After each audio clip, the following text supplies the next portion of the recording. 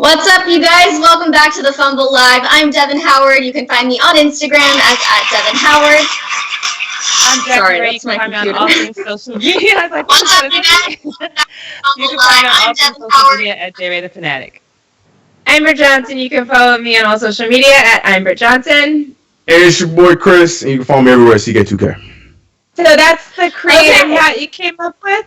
I had a goofy hat, like I had a goofy hat, but I don't know where it is. I was so excited because I was like, I never get to wear this, and I can't find it. So the second goofiest thing I could find would be a Knicks pom-pom beanie that I got. I'm so upset.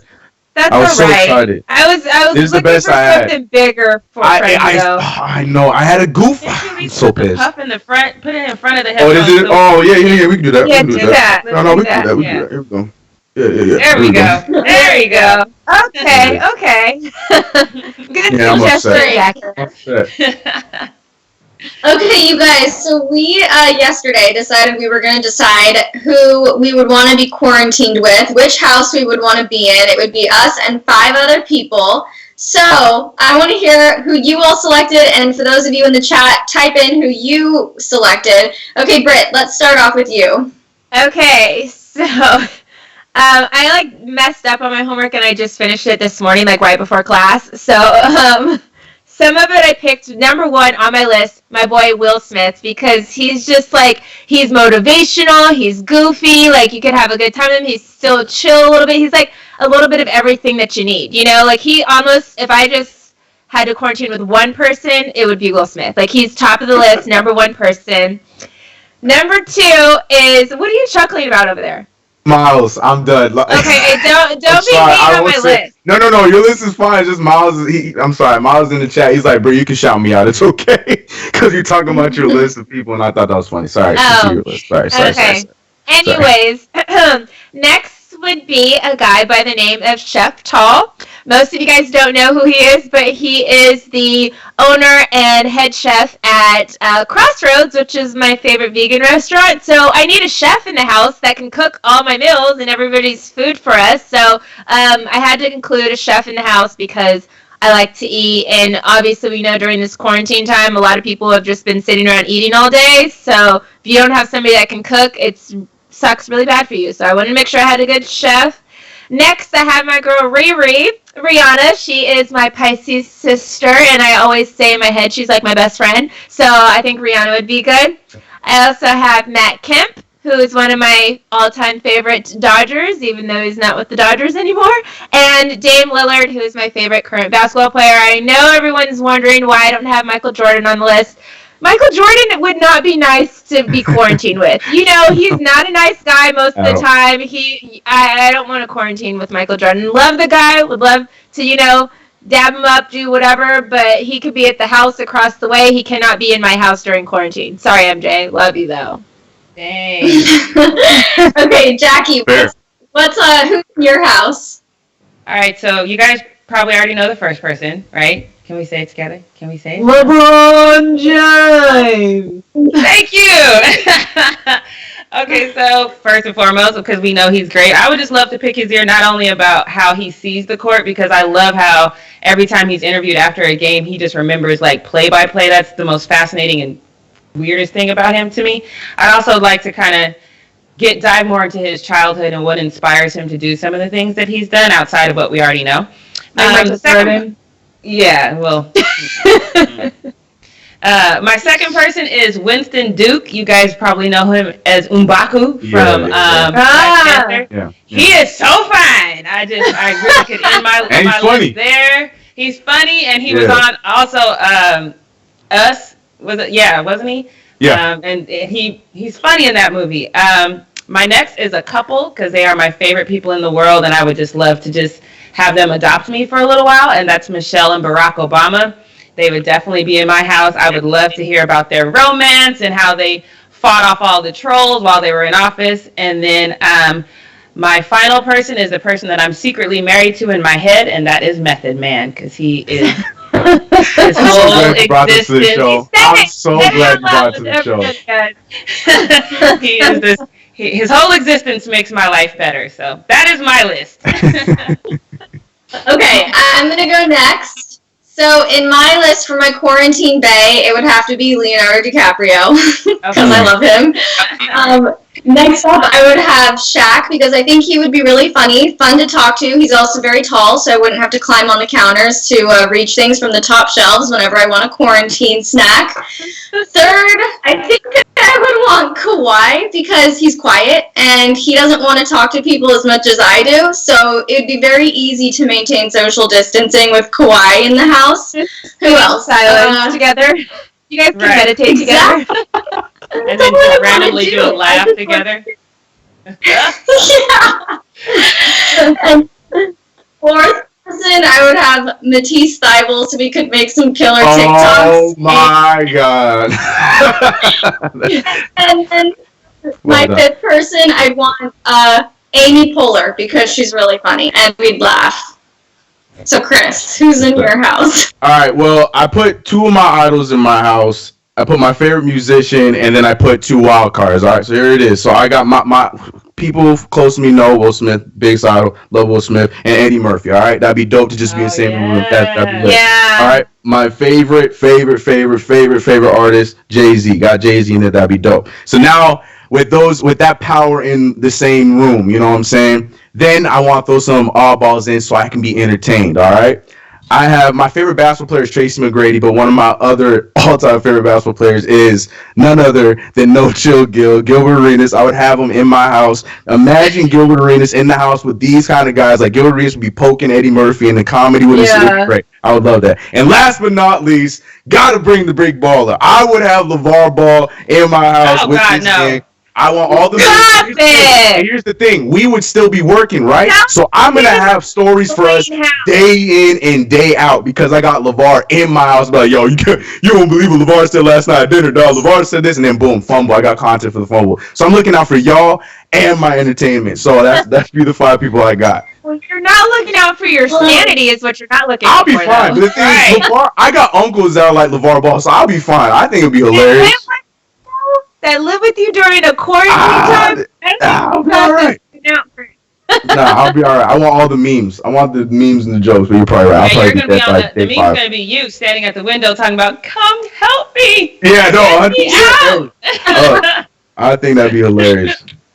Yeah, Chris, to me, that sounds like a death wish to have LeVar in the house. I don't care how entertaining. I invite it. And then even just LeVar with No Chill Gil, like I don't. Right. That's what I'm saying. Come on, man. There's gonna be some fights in your house. Like look. No joke. Look, I don't want no joking tea time. and then fighting each other. Look, I started a TV show. All I know is I started a TV show, so once we get the camera rolling in there, I'm gonna be getting a lot more publicity from this than just living with a bunch of famous people. All right, so I'll take that. Hey, I'm trying to get a husband for my house, so I respect that. I do. Chef Tall Ronan in your house. That was a really smart move. I wish I thought of that. Yeah, I was like, I have to have, what is one of my favorite vegan restaurants? I was like, I need him in my house. Like, he needs to be there, so. But Britt, aren't you going to cook for so if you're trying to get a husband, aren't you going to want to show him that you're bomb in the kitchen, you gotta step it up. Well, he can teach me something. I'll cook too a little. I'll be like how LeBron said he'll be the sous chef. That'll be me. I'll be in there helping out, and then my man will be like, oh my gosh, look at you just cooking it up. Helping clean the house. Stuff and telling jokes, and then between me and Dame Lillard, we would be running the DJ booth together, getting all the best music. He has a chill kind of vibe like I do, so it'd be some good music. Then he could get on the mic, hit us with some new tracks. It would be great house. Yeah. You guys, before we jump into our top news segments, I just want to say that Donnie gave us $5, and he says, Chris, I need to look at the comment I sent you on Instagram. I put it on a video, but I sent it in your IG because you're a Knicks fan. So, all right, Donnie. Appreciate $5. I'll check it out. It's probably something hateful, but it's all right. I'll be ready. I'll check it out. Gosh. Well, he gave you $5. I was gonna say, that's why I'll definitely check it out. If it's hate, I'll take it. I'll take it on the chin. $5. Appreciate it. Okay, let's jump in with our first story. It's all about this horse competition or horse game that's going to be happening. The full list of contestants was released today, so it features 8 participants, and they'll all be competing in the remote game. So in Group 1, we have Chauncey Billups, Tamika Catchings, Mike Conley Jr., and Trey Young. In Group 2, we have Zach Levine, Chris Paul, Paul Pierce, and Allie Quigley. So out of those people, CP3 is the most accomplished of all of them. He has 10 All-Star nods, 9 NBA Defensive Team selections, and 4 assists titles. Trey is also a very impressive player. We probably will be getting some good half-court shots from him, maybe. The games will run from Sunday, April 12th at 7 p.m. Eastern Time through Thursday, April 16th. So my question for you, Chris, I'm going to start with you. What kind of matchup do you hope to see in the finals? Like, who do you think that the 2 final people should be or will be? Oh, the 2 final. Oh, that's a tough question. See, the thing is, like, just like, any kind of, like, schoolyard game, it's never the one you think it's gonna be. Like, I could easily be like, yo, it's gonna be Lil Trey, and the best shooters. Like, nah, I don't know. Like, one of these like old heads like Chauncey Billups might have some like crazy old school shot that the other kids can't hit. So that is a very good question. I'm really excited to see like the WNBA. I'm looking at the list right now. I love to see the ladies that they put on here too. I don't know for my final. Yeah, I'm gonna go with Chauncey Billups. I'm gonna go with the old head. And then I feel like Trey is gonna, bring out some half court crap that's gonna, take people out. So yeah, give me old school versus new school. So I'll go with Trey and Chauncey Billups. I think they'll be the final. They're in the same. Oh, okay. They're in the same group though. Oh, they are in the same group. See, I just have the list. I didn't have the tournament. All right, hold on. Come back to me. Okay, come back to me. We literally are in school today. Let me get the brackets. I just have the list. Okay, so then Jackie, who do you think will win? Like, do you think it'll be CP3 because of his experience? Do you think it's going to be Trey because he has this crazy shooting ability? I don't think I put as much thought into it as you have. I think it's just a game of horse, and I don't even know if they're going to be taking it seriously. I definitely went with Chauncey Billups, because of the Colorado-Denver affiliation there, because he went to school at George, where our brother did too. So I'm going with Chauncey Billups and Tamika in the finals. That's what I'm going with. I ultimately think Tamika will win, but I think it's going to be because they're going to be having fun and goofing off. Nobody's going to take it seriously. She's going to do some random last shot, and that's going to be that. I think it'll be corny cute, but I don't think it's going to be that. Yeah, I don't think it'll be like, oh my God, did you see that shot? No, I don't think it's going to be like that. It'll be cute, though. Yeah, it'll be interesting. Britt, what are your predictions for the horse game? What do you think is going to end up happening? Well, it's hard to, because it doesn't even, I'm looking at the, I don't know, kind of potential just, breakdown of it right now, and it doesn't really have, super, bracket style where you have, the 1 through 8, and so then that person's going to play that person, and that it just has, the quarterfinal breakdown, so it's hard to even tell, who is going to be playing who in, the finals, or, who could possibly play who in the finals, depending on how you break it down, and like I said, or how Jackie said, I didn't really, go through each one of them and because after the quarterfinals it doesn't say what's going to happen next, who can play who. Right. But I would say, like Chris has said in the past, the best shooters are always the females. They are great shooting, and so I think it could probably be either Allie or Tamika taking it. But I also really like Zach Levine. I think Zach Levine can do a little bit of everything. He's really good at dunking, as we know. He's won the dunk contest. He can shoot threes. He, could probably do a couple half-court shots if need be. So I think Zach Levine would be cool to watch. I think I'm really surprised after all that hard work that Steph Curry put in that he's not playing. I'm really surprised about that. Probably not regulation. It took 5 hours to put up a hoop, and he's tired now. Too low, or he's nervous his hoop will break down as soon as he tries to shoot a basket. I don't know what happened. I guess he's not confident in his hoop setting up skills, and maybe decided not to play. But I think Zach Levine will do well. I actually don't think Chris Paul will do that well in it. I don't think so either. I don't know. I don't think he will do that well in it. But yeah, Paul Pierce I think will do pretty good. And Chauncey, I don't know. It's been a minute. Mike Conley, I don't think Mike Conley will do well either. So I think the first out will be probably Conley and like Chris Paul or something like that. I think I'd be more interested in it if Anthony Oliver was right when he said Stephen A. would win in horse. I would love to see Stephen A. play a game of horse. But I think I'd be more interested, especially his antics. I'd be more interested then. Yeah. He does have a jump shot. Yeah, I think it would have been even funnier if they would have brought in like other types, since it's like something that ESPN's putting on or whatever. If they brought in like some football players or some MLB players and stuff to see if they could actually beat these basketball players in a game of horse, I think that would be hilarious to see. Maybe even some high schoolers or college kids, especially since or some of those guys some of those guys that like are just street ballers that are like everybody knows their name but they never made it to the league, or get some of the Harlem Globetrotters in there. No one's going to beat their shots because they have some crazy things that they could do, like have some of them come in there and do something. I think that would have been cool to mix it up. Maybe if this goes well, they'll kind of like branch off and do something like that. Yeah. That'd be dope. Okay, let's get into the second update. It's all about LeBron. So, as we all know, the Lakers were having a really great season before the NBA game suspension. I know we've all been hopeful that they would resume the season, but it sort of seems like optimism is fading with that. We talked about how executives last week were planning for, how they would handle a cancellation. LeBron says that if the season doesn't come back in any capacity, he doesn't think he'd have the closure that he would have hoped to have. So in a conference call with reporters, he said, quote, "I don't think I would be able to have any closure if we did not have an opportunity to finish the season." I think he was really ready to have that comeback. After his first season with the team didn't go that well, now they have this kind of like Lakers renaissance and they're doing so well. But he said, quote, "I can have some satisfaction on what our team has been able to do this year, having a first-year coach, first-year system, a whole new coaching staff, bringing on so many new pieces to our team this year, doing the things that I honestly, like I told you guys all year, I honestly didn't think that we'd be able to come together as fast as we did. I thought it would take us a lot longer than it did, but I was wrong. I was very wrong about that." So the fact that the Lakers were doing so well and leading the Western Conference certainly makes having an unfinished season a lot, it's a lot harder to accept. But if that's the case, he's still really proud of what he and his teammates have accomplished thus far.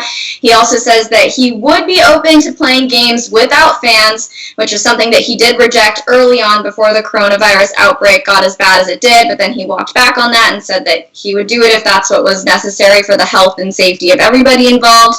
But it does go against the narrative that we were talking about earlier this week, what Rick Bucher said about LeBron not wanting the season to come back because he wouldn't be in tip-top shape after this hiatus. So, okay, so just to play devil's advocate here, and Jackie, I'm directing this question at you first.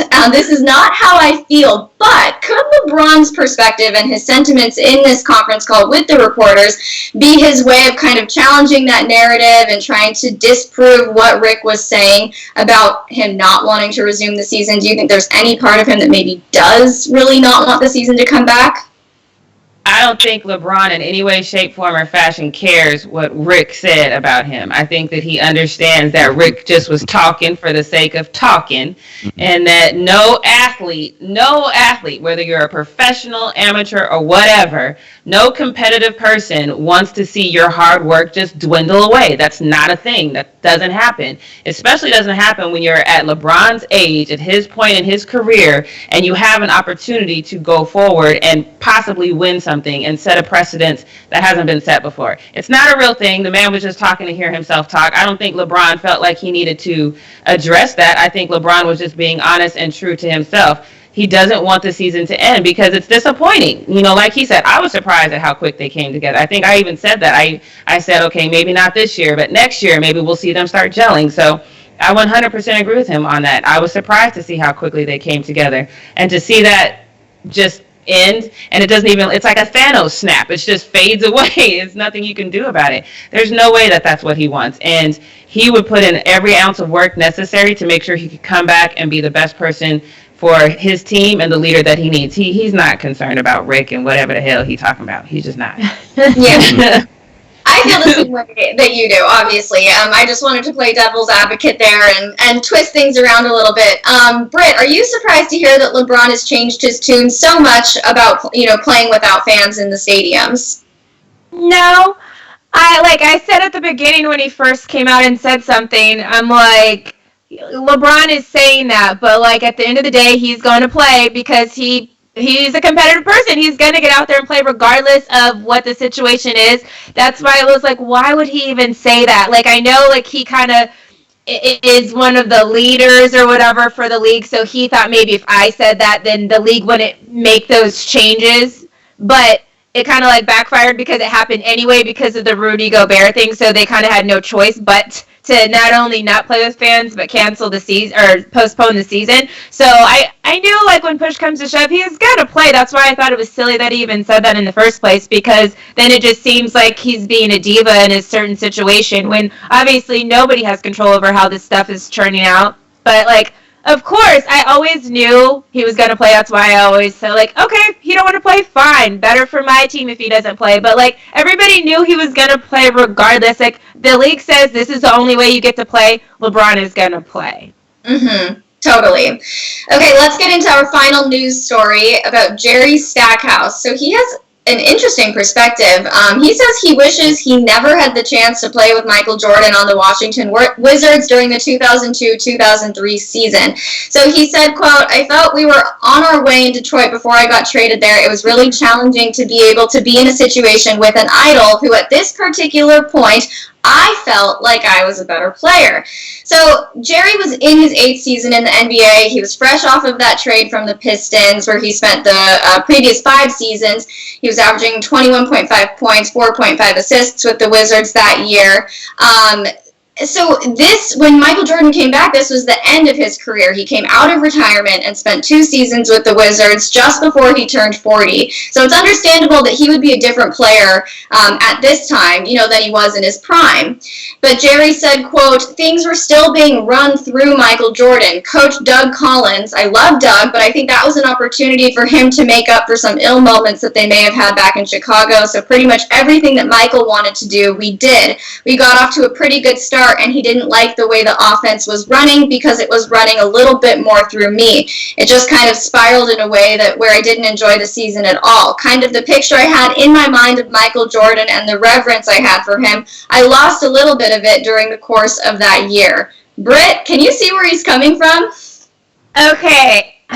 Yes, because poor little Jerry actually also attended UNC. He played for the same team that Michael Jordan played for. Obviously, Michael Jordan won an NCAA championship in 1982. Jerry Stackhouse never won anything at UNC. So then you go into the league. Jerry's been in the league for 6-7 years at the time. And then Michael comes along again. And again, he's in Michael Jordan's shadow. So obviously the 2 years prior, Jerry Stackhouse had been an NBA All-Star once Michael Jordan got there, and then the rest of his whole 10-plus seasons in the league never went to an All-Star game again. Same thing that happened with Muggsy. Michael Jordan got in his head so much so that Muggsy, after Michael Jordan said that one thing, like, shoot the ball, you effing, I don't want to say midget, but that's what Michael Jordan said. And Muggsy said that one thing that he said literally ended his NBA career. He never shot the same again, and his career never panned out how he thought it was. That same thing happened, even though Jerry Stackhouse played, I think, like 17, 18 seasons in the league. Like, that was still early on in his career, and after that moment, he never played in another All-Star game. He never turned out to be the player that he was the first part of his career, and it was because he just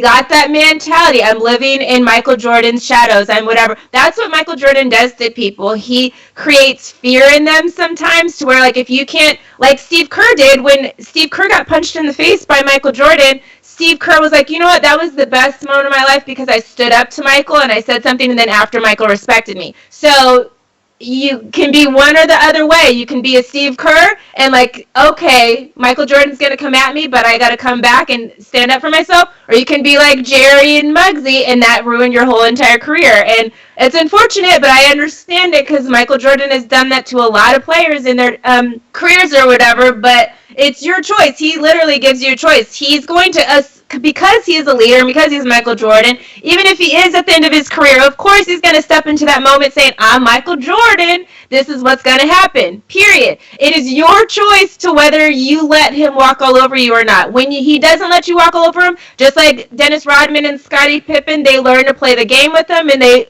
get respect from him, and then it turns out to be beautiful for everybody's careers. But if you don't do that, it ends up being very unfortunate for you, and that's what happened with Jerry Stackhouse. Even though he played 18 seasons, a lot of people don't know his name, and they would have if he would have taken that opportunity and flipped it the other way instead of how he did.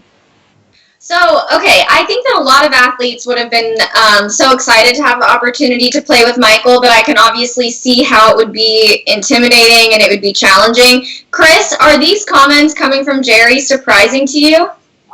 No, because I mean, I completely would. Everything he said, and like Britt said, everything he said makes sense. Like, I get that, but then it's up to him to decide what happens next. And Britt named everybody that I was going to name. Like, the first person I was thinking of was then Scottie Pippen. Like, Scottie Pippen could have been on any other team and been the best player, the number one guy on any team at any point of his career. I mean, he was, but I mean, when Michael Jordan was in the league, but he knew MJ's the dude. I'm still gonna do my thing, but I'm gonna be the sidekick to Michael Jordan and still play my game. But if you're Jerry Stackhouse is in his feelings, which again I'm not surprised about, but I mean that makes sense because I don't care what point it is in his career. I don't care if it's he in a wheelchair. I don't care what it is. Michael Jordan on a basketball court, you understand that's Michael Jordan, so he's gonna get the respect that he's gonna get from coaches and everybody around him. Yep. And I just feel like Jerry Stackhouse just decided to take the route he did rather than be like, all right, I'm playing with MJ. We're obviously running the offense through him. Let me play my game, but know that MJ is the leader. That's just, we see that in any situation. I hate to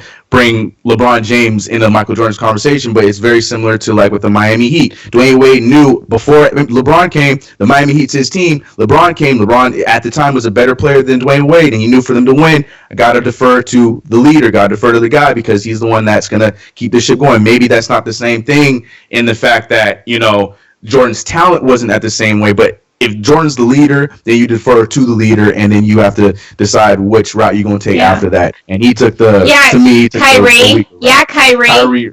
Kyrie did more of the Jerry Stackhouse thing than the Scottie Pippen thing. Correct. Yep, that's what I'm saying. So Kyrie's always going to be that way too. That's the sad thing. That's what I'm saying. Wait for next season. I want to see this KD Kyrie thing. I want to see how it's going to be. I want to see. Okay, you guys, well, that wraps up the top stories for you today. So, Chris, I'm handing it to you. Post up! Oh, God. Oh, Chris, I was signed, and you got all the cracks, and there it is. There I am. All right, guys, I keep seeing the comments, and if you guys joined in late, I apologize. They're asking, yo, Chris, man, what's with the beanie? What's with the hat? If you were not here yesterday, we were talking about Shaq and his crazy hat, and then Britt and everybody said, you should wear your craziest hat. And I was supposed to wear a crazy hat. This is the craziest I could find. So, yes, all right, I am a Knicks fan. You know that, but the reason why this hat is on is not because it's cold. It's because it's the craziest thing I have in my closet. So, there, answer the question to everybody in the chat. Moving on to the first post up. We were talking about the horse competition coming up. We also posted a video. Devin posted a video today on this channel talking about Trae Young and his demands for this horse tournament because we went over the list of players that are on that are going to be playing in the game. And he had a few demands and rules to be added to this competition. His first tweet responding to the initial rules and what was going on, he said half-court shots only. I mean, he did add the laughing emoji, but he also did add the 100, so maybe it's a joke. Who knows? Whatever. But here's the thing that's next, because we know we got a lot of names on this list. Not all of them can dunk. We got a lot of point guards on the list, and we got, some WNBA players.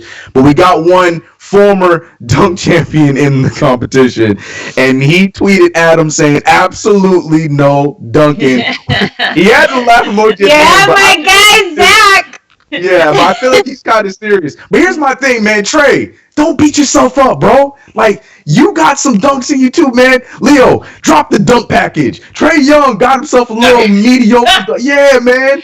I hope you have the video. Mediocre. Maybe we don't have the video, but there's video of Trae Young out there dunking the ball, and he got a all right dunk package. So if Zach LaVine drops a little dunk, you can stand it. That's more we can say from Chauncey Billups or even Paul Pierce, because even though he's tall, he probably can't get up because retirement does some things to some people. Yeah. But I'll bring it back to you guys. So we talked about who we think is gonna win and this and that. But do you guys think that even though he's probably most likely joking, maybe he's not. But do you guys think that Trae Young was smart to get ahead of the pack by trying to bring it into his realm by half court shots only, and B, taking the only thing he can't really do then dunks off the board? Do you think Trae Young was being smart in those tactics? I'll bring it to you, Never Jackie. expose your weakness. But that's But we watch it. We watched the NBA. We already know his weakness. It's already that's exposed. no thing. Right. That's true. So I don't know. If it's me, I'm like, if I get to pick a rule, I'm going to say absolutely no dunking. That's what I would pick. I can't dunk. And I feel like of the players on the list, I mean, yeah, I think it's really just Zach LaVine that really can dunk. I mean, Trae Young can dunk, but I mean, Zach LaVine going up there doing 360s and stuff like that, who else is going to match that? You know what I'm saying? Unless he knows who's behind him. So if it's just going, if the letter just goes first, though, right? Yeah, right. So if the letter goes just to the person behind you, then if they go those rules, then never mind, tough break. You know, that's just don't be behind Zach LaVine. That's up to you. But yeah. That's why I said Zach LaVine might win this all, because he might bust out some dunks and he can still shoot the threes and stuff too. So and he might can be the guy. He can still use his athleticism and be creative with layups the same way. So I mean, taking dunks off the table does not mean that Zach LaVine can't not be Zach LaVine. So we'll see what happens. Yeah. So I mean, that might be the favorite. Who shoots first? I don't know. How do they decide that? Do we know? Flip a coin, maybe. A coin? Probably, maybe. Whoever goes first needs to set the precedence. You know what I mean? Like if it's Zach, he needs to dunk off top. Right. That's what I would do. Yes. Like, let's just end this now. Just start off with the Jordan dunk and say, all right, do that group one. And then like, all right, well, quit. And you're like, if somebody could do that, I got a whole list of everything that would be my slam dunk success. So. Oh my goodness. He's like, ask Aaron Gordon. Anyways, that was too soon. All right, moving on to the next one. We got De'Aaron Fox. And childish. De'Aaron Fox. Okay, so we know him to have a very nappy-headed, butt type. Bro, hold on. I like the hair. Okay. Yeah, because see, if the wrong people say it, you're gonna have people thinking they can say it. It's gonna be a whole other thing. What? I apologize. I need you to rephrase. Okay, well this is okay. All right. Well, he has a unique hairstyle for last year's, but there was reason behind it. This is an old picture you can see. There was actually reason behind this here. I know it's a lot of people, you just look at it just like, oh, that's just a De'Aaron Fox cut. But he is a huge Dragon Ball Z fan. And for those who watch Dragon Ball Z, De'Aaron Fox, all his social medias, he has everything based off of Goku, so that's where the hair was based off of. Well, who cares? Because he has to change all of his social medias, because yesterday it looks like he cut his hair. Yes, babyface De'Aaron Fox. He looks like 12. He looks like he's about to go. He looked 14 before, but now he looks 12. He went back here. Yeah, he looks like he's about to tell us which high school he's going to be attending next year. Not college. He's going to be like, all right, next year I'm going to go to Sierra Canyon. With all the people having trouble finding a barber right now, who's your barber, De'Aaron Fox? Who cuts your hair for you? Because ain't nobody else getting a haircut right now, and then you just come through with this haircut. How did that happen? He probably started trying to edge himself up, made a mistake, and then just had to cut it all off. The front still looks a little scraggly. The front is still struggling a little bit. There's a couple little mess up clips in there. So look at the picture of the old De'Aaron Fox. Say goodbye to that, because that's gone. I saw some people on Twitter who were very ruthless, and it hurt my heart a little bit, but it might be true. They're saying it's okay. By the time the NBA season's back, his hair will grow back anyways. I was like, that's too long. Somebody said he looks like Rondo with his haircut. In the comments. Yeah, I see that. Like Rondo. Hopefully, you don't play like Rondo's son. Yeah. Maybe hopefully he plays like early Rondo, not Laker Rondo. Anyways, moving on. Another shot. There you go. Boom. Another Lakers. Take childish and immature. Moving on to the next one. We got another hair situation, but this time on this player's face. Now, Luka, he is young, but he is quarantined and just like the rest of us and having barber situations, but his beard is a little crazy. He took to his social media yesterday asking his fans whether he should shave or not. Hello, Brown. That's Luka Doncic. Yes, the same Luka Doncic older. Right? So much older. Yeah, the beard. He has that thing where the beard grows and does one of these things, and it sweeps out. And it's not. I don't know. I'm not a fan of that look. Yeah, just trim up the little. Yeah. Clean it up. That's something you can do yourself. And if you don't, then shave it off the circle. Leave it. We in quarantine. Come out looking like you just went through a zombie apocalypse. Let us see that look. I say let it go full. Yes. Okay. So we can catch you in the next pandemic. Honestly, if he cleaned it up, I'm not mad at the little beard goatee situation on him. I'm not mad at it. Yeah, he just needs to clean it up a bit. Yeah, right. Have it figured out because that thing is full. Yeah. I've been in jungle for 2 months. The mustache part of it, like I'm just looking like the mustache part of it is like looks like he has a van with no windows. I don't like it. I don't like with the blacked out windows. Yeah. What say you, Devin? Does he shave it or leave it? I also think if he trimmed it up, it would look nice. But yeah, right now it's a little scraggly, a little like patchy or something. Yeah, he looks good. He looks like he smells. Like he looks like he hasn't showered. Like that's the look I'm getting. You know, that's the energy the beard is exuding to everyone. Like it's just he hasn't showered. So you don't have to shave it all off, Luka. Just clean it up. That's it. So you can keep some beard hair. Shampoo that shit. Right. Moving on to Tyler Hero and the Katya, aka Kuz's ex saga. Yeah, we got a lot of sagas on post up. If you didn't know. Everybody, girl. Right, you're right. Yeah, sorry, Kuz. Anyways, but yeah, so we've been talking about it from the jump when he shot his shot, and then when she confirmed that they were together, that they were quarantining and chilling, whether that means that they're together or not. But we went the next level, and we saw that Tyler Hero dropped this video on his Snapchat of them playing cards. Now, I mean, sure, we can say that's her. I mean, can we confirm whether that's her or not? Who's to tell? But he recognized the and that is exactly what I was going to say. We might have to ask one of the exes to come in the Fumble comment and let us know. Like, that's her hands. I know those hands. Like, let us know. Like, I don't know. Like, but that's just a creepy picture. It's a weird, creepy video. Like, ooh, let me just. And because it's clear that she's not knowing that she's being recorded. Yeah. It's just so creepy. Like, oh, here, okay, never mind, just kidding. Like, I don't know. And then if you listen to it, there's no music playing in the background. It's just you could just hear him breathing and it's super creepy. It's so creepy. Like if he's trying to flex that he did terribly. Yeah, she's totally fine with you showing her face, so just show it. She wants you to show that. So you don't have to be the creep, showing her fingernails. Maybe because she just got a new manicure, it looks like she just got her nails. Everybody whose barbers and nail ladies are coming out and giving y'all the work, okay? Who's I see people on YouTube teaching people how to put on their own lashes, how to do their own nails. YouTube is coming up with the tutorials right now. All my friends have been going and getting them press-on nails from CVS.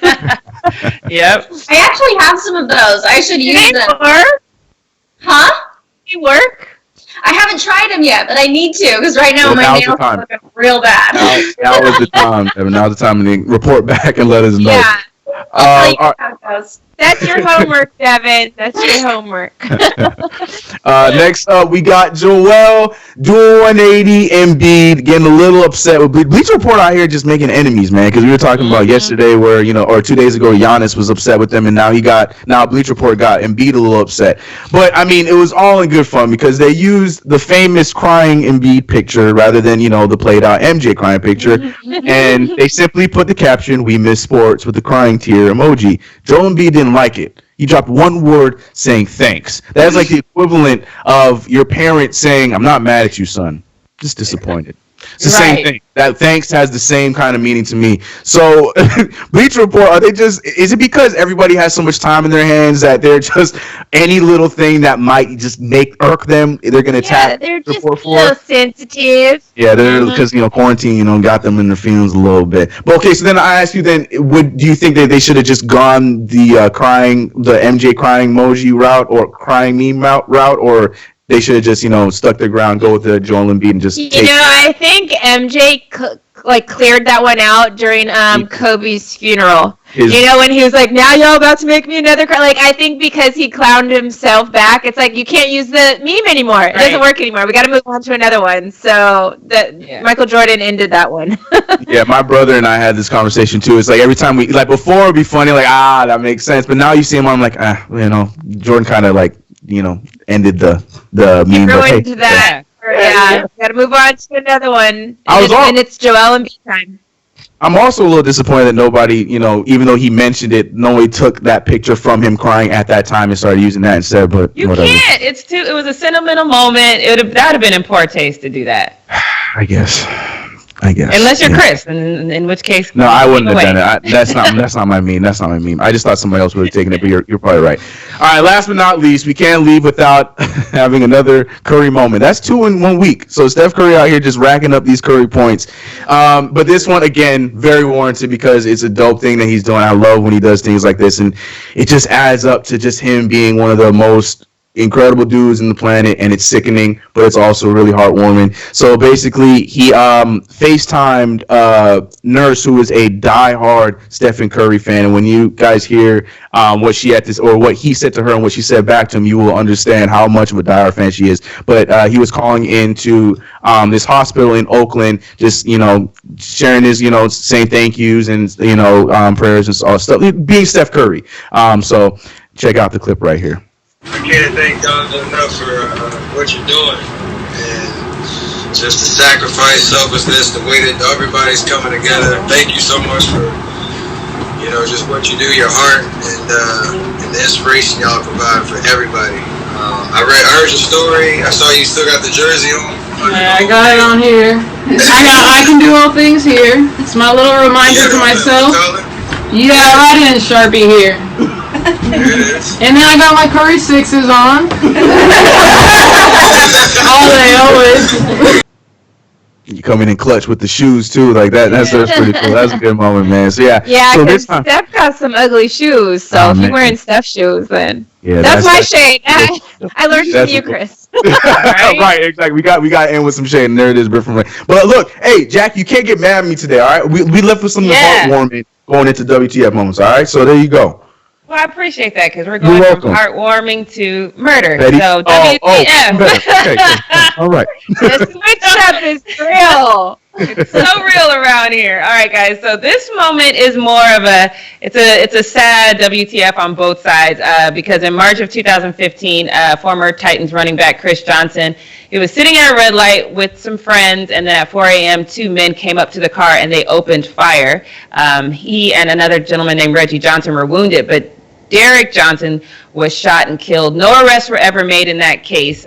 You can imagine that's probably super painful not to get justice in that. But now the former running back is under investigation for possibly funding a hit on the 2 shooters that were both killed in 2016. Now the hitman, his name is Dominic Bolden, and an informant, a criminal informant, which you can never completely trust, he has told the police that Johnson supplied Dominic Bolden with money and hooked him up with a connect to supply drugs for the DTO, which is a drug trafficking cartel. TMZ also obtained police document that says Chris Johnson was involved in the day-to-day business of that crime drug trafficking organization. He made over $50 million during his career, so I'm not sure how I feel about this one, but we all know Tekashi 6ix9ine has proven what a snitch can do. So I'm not sure if I legit believe this, but if it did happen, completely tragic. Chris, I see you over there having thoughts. What do you think about all this? And I'm gonna take I'm gonna take them from the Jackie book of phrases.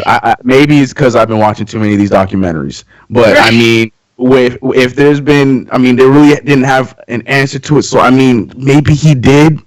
I don't know. Maybe I wouldn't. I don't find it crazy that he looked into having somebody, go and take care of business since nobody else takes care of business. But again, maybe I'm watching too many of these damn documentaries and too many of these murder stories. So I gotta separate myself from whoa to real life. You know what I'm saying? So I don't know. All of their last name was Johnson. Reggie Johnson, right. Chris Johnson, and Derek Johnson. So I feel like they're related, even though I couldn't find any reports of that. So in my head, if somebody offed my family member, hell hath no fury, like Jackie Ray Scorn. So I could see me plotting this out. My Crime 101 book, you guys, though, is make sure there's at least 2 years between you and the crime, so that way you're not a suspect. Like I said, I watch a lot of crime TV. So it's not beyond the realm of possibilities, but there's always a money trail. And I feel like and if you're involved in the criminal organization where you hired the dude from, I mean, how do you expect to get away with that? Yeah, you won't. Jackie, I like that you have a whole plan for how you would murder somebody. Watch a lot of crime TV. If you ever need a plan, I'm your go-to. Figure right out of the book, see? But then I have to delete my phone, change the phone number, all that. We never had that conversation. So anyway. You just said ain't nobody gonna remember this. You guys, we all remember like Ray Caruth, what he did, like literally hiring somebody to kill the mother of his child because she didn't want to have an abortion, and the baby ended up being born, but the mother was dying. He was like hiding in like a trunk for 3 days, like peeing in like bottles and stuff. And then, I mean, even more recently, Sam Hurd, that used to play for the Dallas Cowboys, like he literally was making millions of dollars playing football, but then he was in this whole drug trafficking thing, and now he's like in prison, like, and he was at the top of his game at the time. So, you never know. I have a friend that used to date Chris Johnson, and so I reached out to her when I had heard the story, and she said she doesn't believe it. She doesn't think it's true. She could never picture him being like that. He's like a really, really nice, funny guy or whatever, and he was always like the sweetest guy to her. So she didn't believe that there was any truth to this. And, you know, like Jackie said, you can never really trust like criminal informants, you know, like who knows, like they're just trying to cover up themselves or trying to like just say whatever just so they can get off on something else. So you never really know with stuff like this. I would hope it's not true. Like I literally remember when he got into the league and he had that 4.240 or whatever, and you always remember, like he's literally like Derrick Henry now. Sometimes I see glimpses of like Chris Johnson because they both play for the Titans and with the dreads and everything that. So I don't know. I would be really sad to hear if this ended up coming out as a true story because I've heard nothing of good things about Chris Johnson. And that's the thing.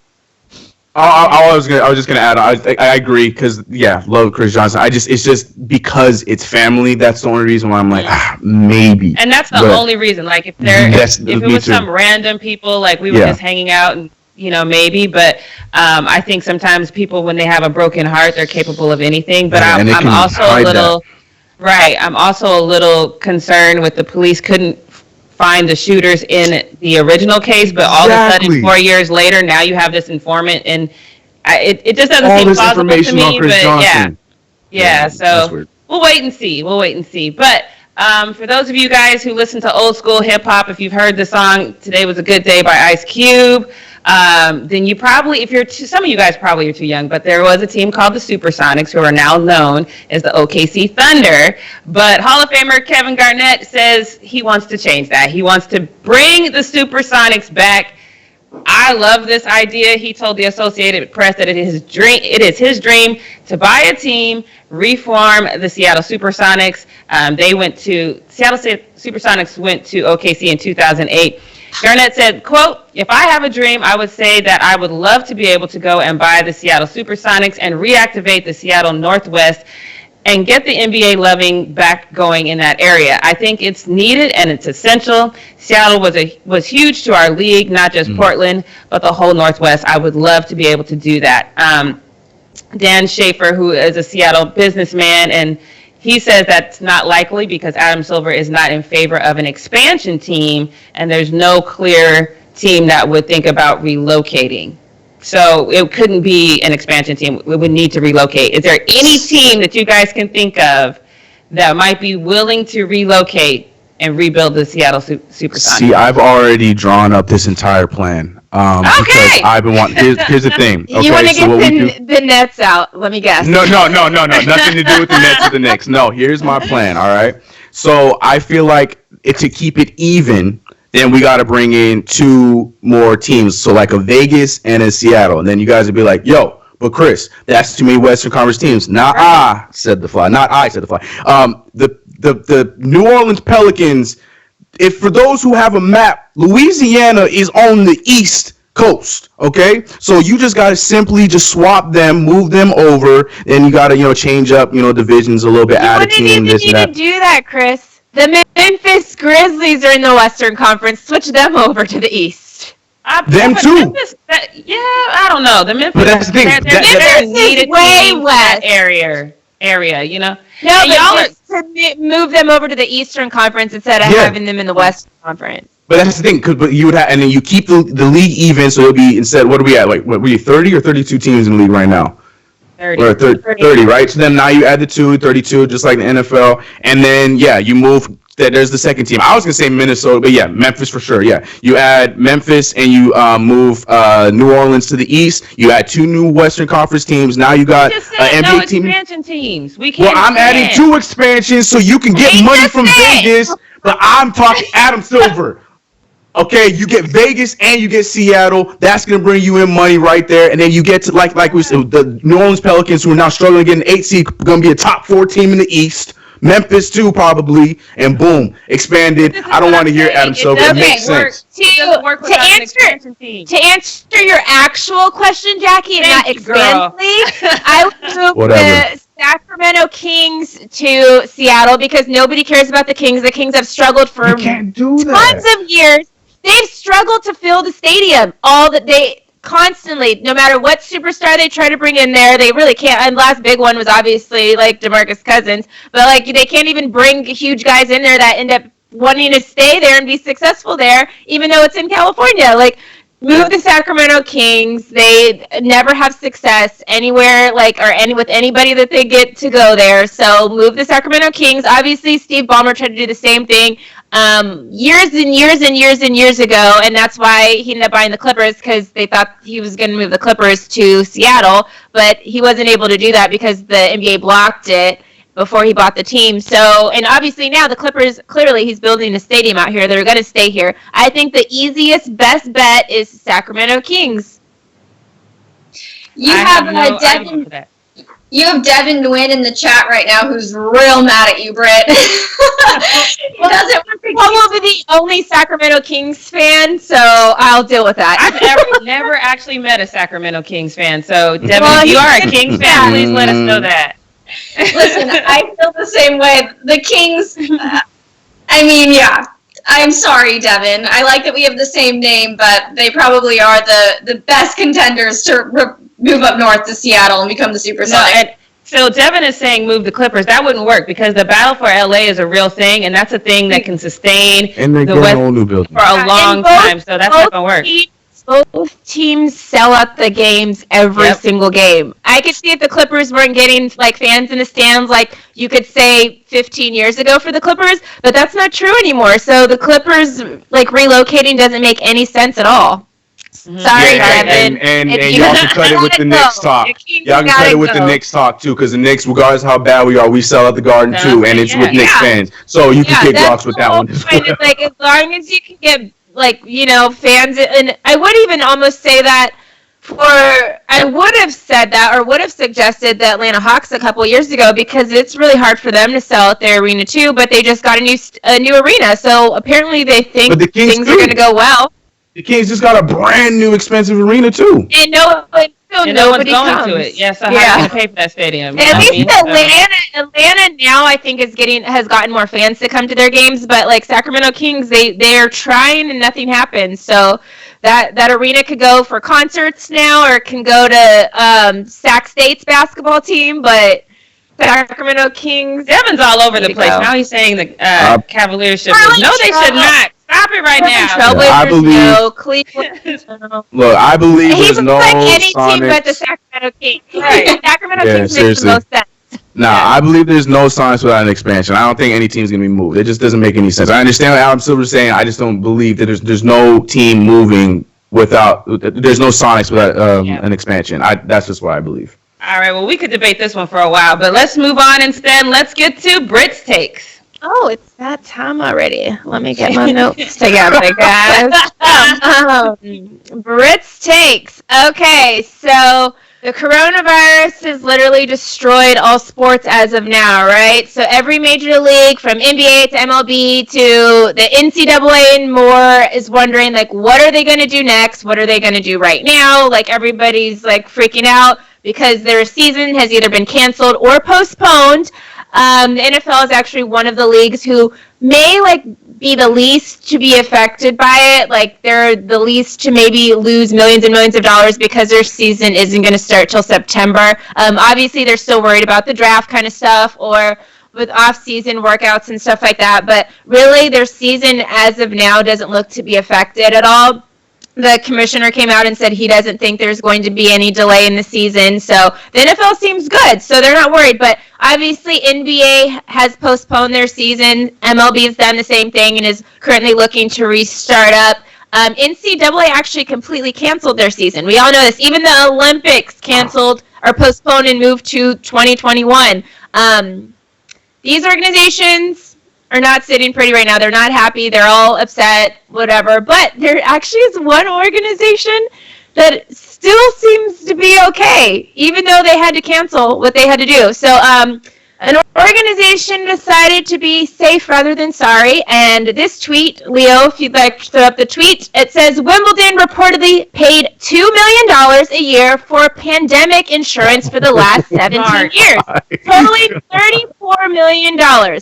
For this year's cancellation as a result of the coronavirus, Wimbledon will reportedly receive $141 million from the policy. All right, guys. Wimbledon is winning right now, okay? And a lot of people actually were very confused why Wimbledon decided to cancel instead of postpone, because everyone else is postponing, and they're like, Wimbledon's something that we could probably get going rather quickly, so why cancel it? Well, if you postpone it, then they don't get that big fat check that they're going to cash in on right now.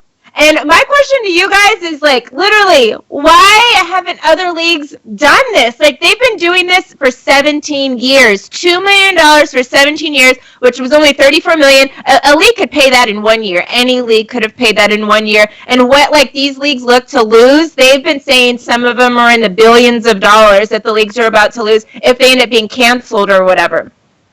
I am wondering if some of these leagues do actually have this insurance plan, because I doubt Wimbledon's the only league across the board that decided to get pandemic insurance. Like, I can't believe that this has been a thing. Like, obviously last time it was a huge concern was 16 years ago, and that's the last time all this stuff was, like, researched, and leagues were trying to figure out, like, what if something does happen when, I don't remember what disease it was 16 years ago, but it was, like, highly researched at that time, and I highly doubt that no other league besides Wimbledon decided to take action and add a pandemic insurance, which I would like to say may be why the NCAA actually canceled the tournament instead of postponing the tournament. A lot of us were criticizing them about why would they just up and cancel it. Like, obviously they were trying to save it, and then last second they just canceled it. While everyone else postponed, they just canceled. So I'm kind of wondering, do other leagues like Wimbledon right now and actually had or have this pandemic insurance, possibly the NCAA, because they were quick to cancel, and just not informed the world that they have that, because the details of this Wimbledon deal haven't been, like, announced or whatever by Wimbledon. People just kind of figured it out. A lawyer that had worked with them in the past years had stated that they had already had pandemic insurance and whatever the case. So I'm wondering if some of these leagues are acting like they're hurting more than they actually are, because what if a lot of them actually have something like this, like just like people would have flood insurance or fire insurance or whatever on their home. If this had been a mass research thing 16 years ago as far as getting pandemic insurance, I don't believe that any of the other leagues would have not gotten it. And I believe with almost all of my soul and heart that the NCAA actually is one of those leagues that had this pandemic insurance, which is why they were so quick to cancel instead of actually trying to postpone and help these players get their dreams of playing in the tournament or whatever. I think that's why they were so quick to cancel. What do you guys think about this? Do you guys think that obviously Wimbledon is winning here. Do you guys think any other leagues are possibly like benefiting from this pandemic insurance and we don't know about it? Or do you think everybody else just didn't have it and Wimbledon's possibly one of the only leagues to have it? I'll start with you, Jackie. I think it's possible Wimbledon is one of the only leagues to have it. And the only reason I'm saying that is because you mentioned like, oh, people would have flood insurance and things of that nature, which is true. But for example, if you live in, say, New Orleans, your flood insurance is going to possibly break the bank. If you live here in California and you're trying to get earthquake insurance on your home, they have it, but it's going to break the bank. And so I think for something that has never happened, people will look at that and say, okay, especially when you're talking about, I mean, Wimbledon to me is more of a international thing. You know what I mean? Like people from everywhere. And even though the NBA has people from all over as well, I think Wimbledon is just more of a refined intellectual sport. I'm trying to say that as politically correct as I can, but I think that, you know, when you're talking about like the NBA and the NFL, they're not thinking like that. They're thinking, okay, this is America. You know, those kinds of things aren't going to happen here. You know, because the last time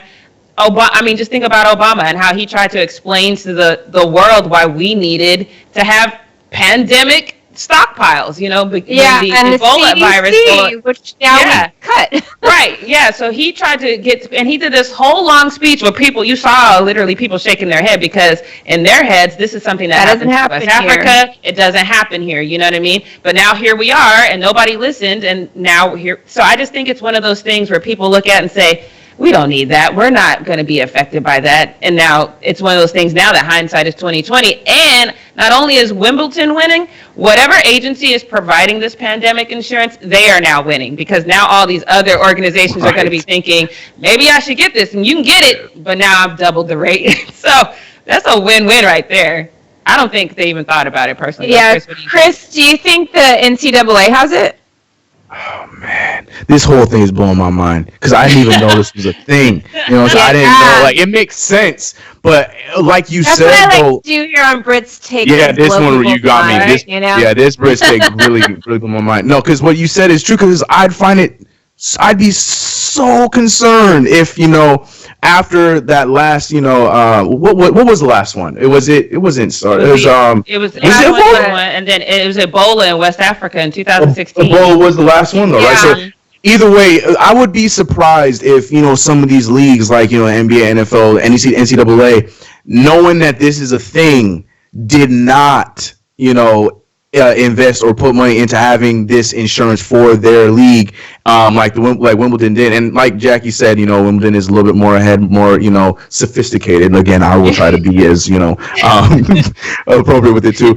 Like I could see them being the only one that said, yes, let's do that. Let's put money into that. And other leagues being like, it's not going to happen again. It won't do anything where we'll stop our league from having games or stop us from making any money from it. So I'm just so mind blown by this, because if we do find out that none of these other leagues have any kind of pandemic insurance, everything we've said about like the Adam Silvers and, you know, all these other owners, just throws all that out the window. Because like that, I don't know. To answer your question, I honestly don't know, because I feel like if they did, we would have heard about it the same way we're hearing about the Wimbledon. Why would they keep this a secret? I don't understand the benefit from keeping it a secret that they have this. I mean, yeah, you know, they could be making money by playing the victim, like, oh, woe is us, we're gonna be broke, give us money. But little do you know, we do have money on the side. But I feel like that's also very messy, and that's something that could turn into a lawsuit at some point. So I don't know if they could do that. I think that if the NBA or the NFL had it, they wouldn't be trying so desperately to keep going. They wouldn't say, okay, we're trying. I think they'd be like, that's it, give us our money.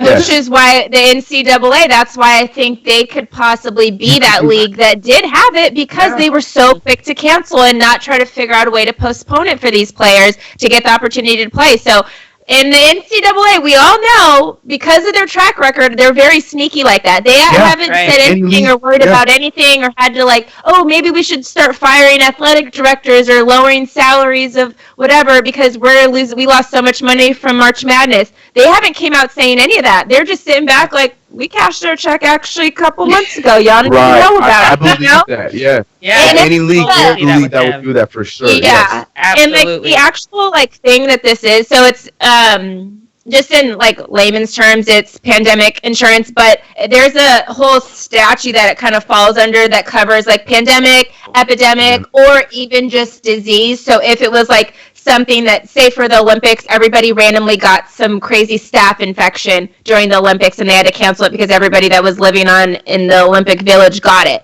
That's like something that would be prevented by it too. So it could go all the way down to just affecting the league and not even like something that's like pandemic or epidemic kind of thing. So I'm wondering, I feel like at some level the leagues have to have kind of something like that, you know, to where it's like if everybody on the team caught some crazy flu and we had to cancel a game, even if it's just something small like that, like we don't want to have to pay that fine for having the game canceled, so here's the insurance that we get from it. Like, I don't know at what level, obviously, like Wimbledon went above and beyond, and again, $2 million for them is nothing a year, you know, and they paid $2 million a year for 17 years, and now they're getting a big, huge payout, and plus they don't have to pay all the people that were supposed to play in Wimbledon this year, so they literally are just pocketing all that money.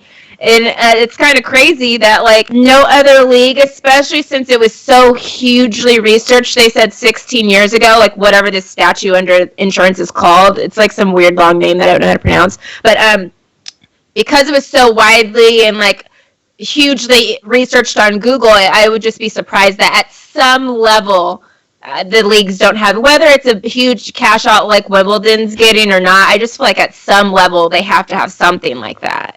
Yeah, you would think the leagues would probably do whatever they can to protect themselves from a variety of different unexpected challenges that they might face. But it's certainly an interesting perspective to think of why the NCAA might have been so ready to cancel, like you were saying. But you guys, we are done with the show for today. So we're going to be back again tomorrow, our final live show of the week, 11 a.m. Pacific Standard Time. So make sure you tune in. If you didn't have your house selections, let us know what they will be tomorrow in the chat, and we'll see you guys later. Bye.